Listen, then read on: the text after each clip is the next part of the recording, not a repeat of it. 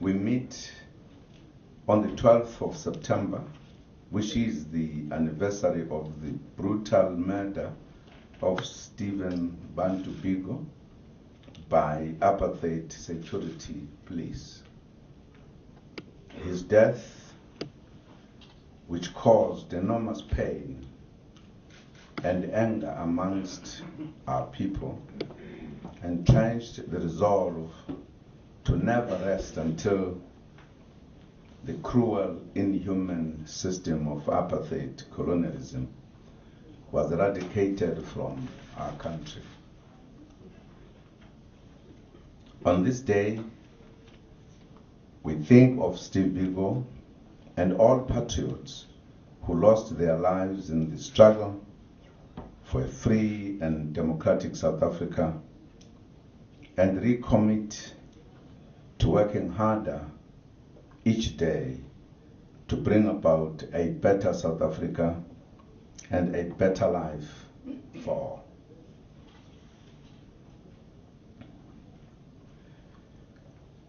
On the economy, we meet under a difficult economic climate, as we all know. Global growth is still somewhat slow. Emerging economies are showing signs of recovery, but at a slow pace. Advanced economies, on the other hand, are picking up from the sluggish growth we have seen in recent times. Domestically, South Africa's growth rose to 3% in the second quarter of 2013, up from a tepid 0.9% growth in the first quarter. The recovery in GDP growth in the second quarter can be attributed to robust activity in the manufacturing, finance, and trade sector. However, the primary sectors, including mining and agriculture, contributed negatively to GDP growth. The drop in agriculture was due to lower commodity prices in the second quarter, while work stoppages led to a reduction in mining production. We urge business and labor once again to endeavor to resolve labor disputes amicably and speedily at all times.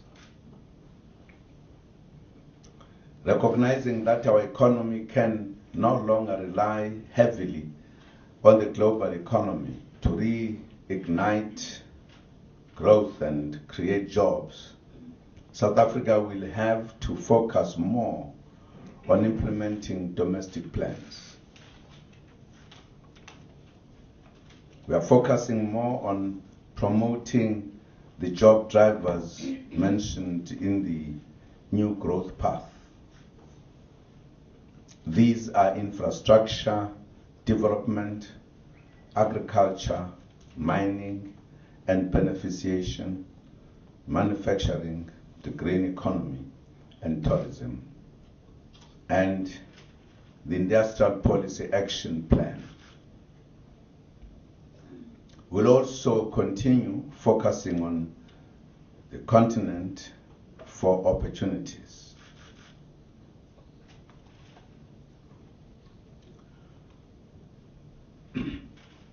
With regard to the update on the aspects of legislation, the Protection of State Information Bill was passed by Parliament and referred to me for assent and signing into law. The bill is intended to repeal an old apartheid law, the Protection of Information Act of 1982, which is not in line with the Constitution. It must provide for a coherent, justifiable system of regulating classification, reclassification, and declassification of sensitive government information.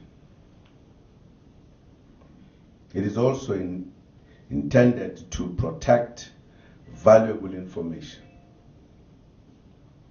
This is information relating to citizens' personal information such as identity documents, driver's licenses, birth and marriage certificates, company registration information, and others. This will help to ensure that this information is not altered, lost, or destroyed. The second information that will be protected is sensitive information which relates to national security.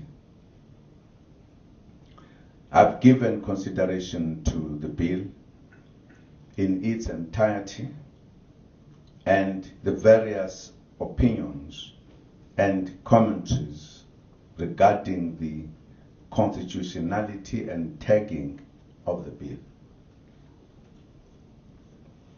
After consideration of the bill and having applied my mind thereto, I am of the view that the bill as it stands does not pass the constitutional muster. The Constitution requires that the President must assent to and sign the bill referred to him or her by the National Assembly. However, in terms of Section 79(1) of the Constitution, if the President has reservations about the constitutionality of the bill, he or she may refer it back to the National Assembly for reconsideration. In this regard, I have referred the bill to the National Assembly for reconsideration insofar as sections of the bill, in particular Section 42 and 45, lack meaning and coherence, consequently are irrational, and accordingly are unconstitutional.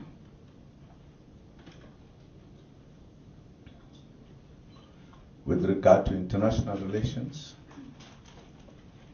we attended the G20 last week and were happy with the outcome. The G20 agreed on the St. Petersburg Action Plan, which sets out strategies to achieve strong, sustainable, and balanced growth. There are some specific issues that were agreed upon that South Africa is particularly pleased with. We were in particular happy with the acknowledgement by the G20 of the link between growth and jobs, and agreeing to exchange best practices to improve employment creation. We also appreciated the focus on prioritizing financing for investment. We are pleased to see the G20 committed to addressing the investment in infrastructure deficits. we experience, especially on the African continent. We're also happy to see the G20 agreeing to take action against cross-border tax evasion and avoidance.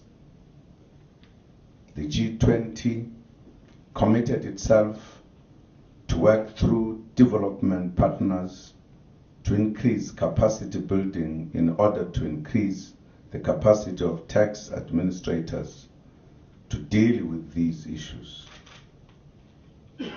Of most relevance to South Africa was the commitment to the automatic exchange of information by tax administrators, which will help them catch tax dodgers.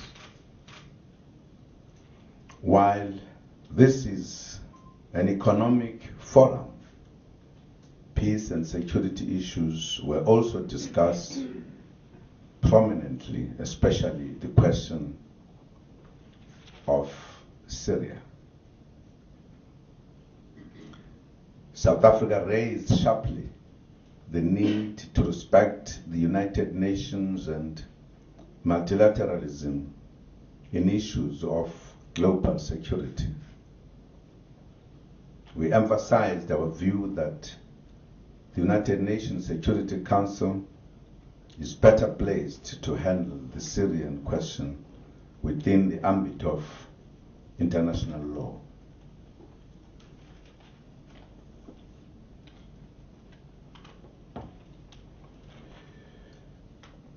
We'll travel to United Nations General Assembly in a week's time to focus on development issues ahead of the expiry of the Millennium Development Goals in 2015.